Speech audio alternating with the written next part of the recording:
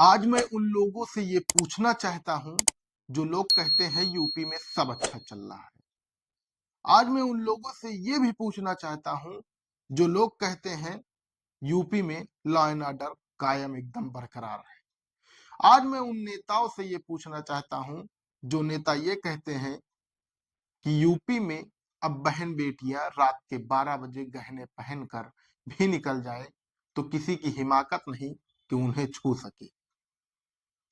इन सब कथनों पर तब प्रश्न चिन्ह लगता है जब किसी दूसरे की जान बचाने व उसकी सेवा करने वाली नर्स के साथ एक ऐसी घटनिया और एक ऐसी दरिंदगी होती है कि पूरा उत्तर प्रदेश उससे हिल जाता है। अब आप ये सोच रहे होंगे कि हम रोज एक नई स्टोरी के अलावा आज हम लोगों से सवाल व नेताओं से सवाल क्यों पूछ रहे हैं। ये सवाल पूछना उस समय लाजमी हो जाता है जब किसी नर्स के साथ इतनी दरिंदगी हो जाती है। आज मैं आपको एक ऐसी ही दिल दहला देने वाली कहानी यानी सच्ची घटना बता रहा हूं जिसको सुनकर आपकी भी रूह कांप जाएगी और आप भी कहेंगे कि आखिर ये कहाँ की घटना है और गूगल पर साफ शब्दों में सर्च करना शुरू कर देंगे। नमस्कार, आदाब, सत श्री अकाल। आप देख रहे हैं केजे इंडिया। मैं हूं आपके साथ कोशिश जायसवाल।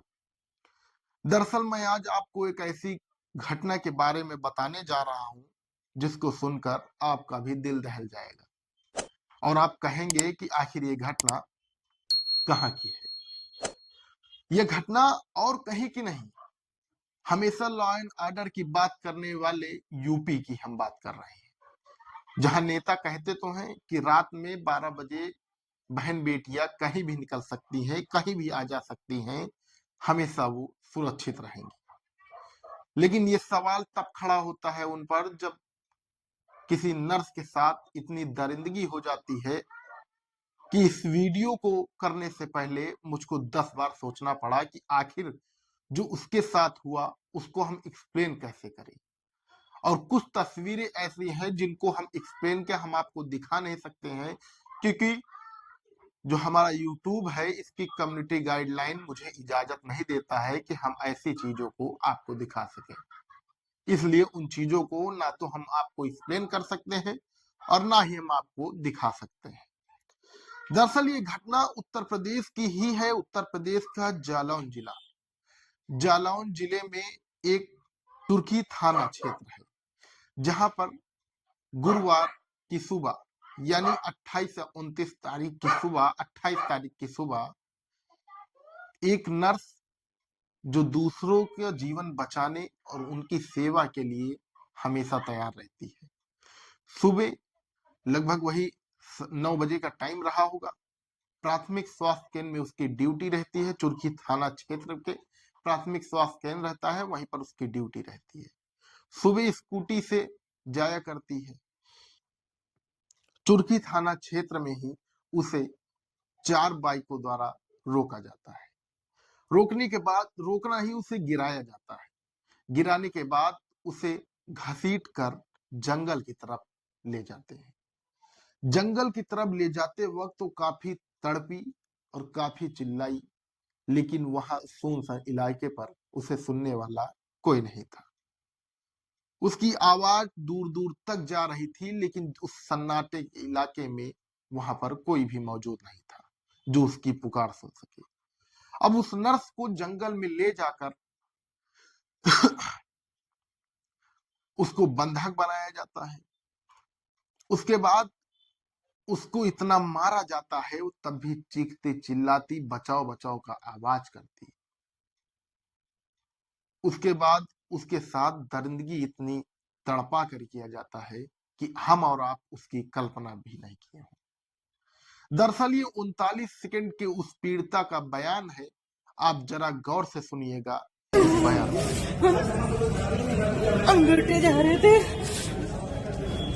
तो 4 मोटरसाइकिल लगा दी रास्ते में, हमें पटक दिया, हम स्कूटी से खींच के जंगल में ले गए।